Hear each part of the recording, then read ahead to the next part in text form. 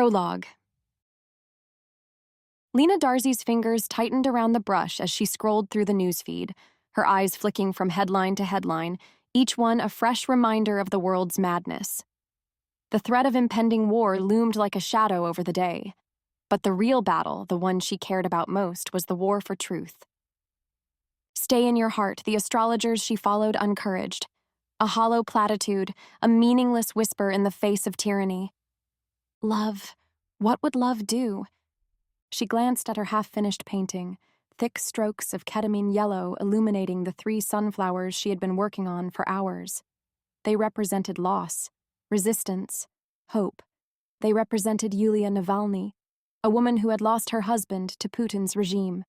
A man, part Ukrainian, part Russian. A man who stood for democracy. A loving husband and father, not a philandering dictator. The evil will fall, and the beautiful future will come, she had said, taking up her husband's fight after his death. Love left behind legacies. That was what Lena wanted to do. Leave a legacy of love, of truth. It seemed impossible. No more possible than David defeating Goliath. But one could not give up. One could not allow tyrants to get away with murder. Her weapon of choice? Not the billions in exports the English Prime Minister had recently announced, manufacturing arms and bombs to protect Ukraine against Putin. Her war was fought with a brush and a pen, sending love letters to the world, sending truth bombs into the chaos. You have to stand up to dictators. She dipped her brush into the paint, sweeping more yellow onto the petals. Sunflowers, the flower of resistance, the flower of the truth seekers. Her mind drifted to her own country, to the man at its helm. She had once thought businessmen made good leaders, pragmatic, efficient. But take her nation's president, bankrupt more times than she had fingers to count, a man who walked away from his debts, leaving a trail of people in financial ruin.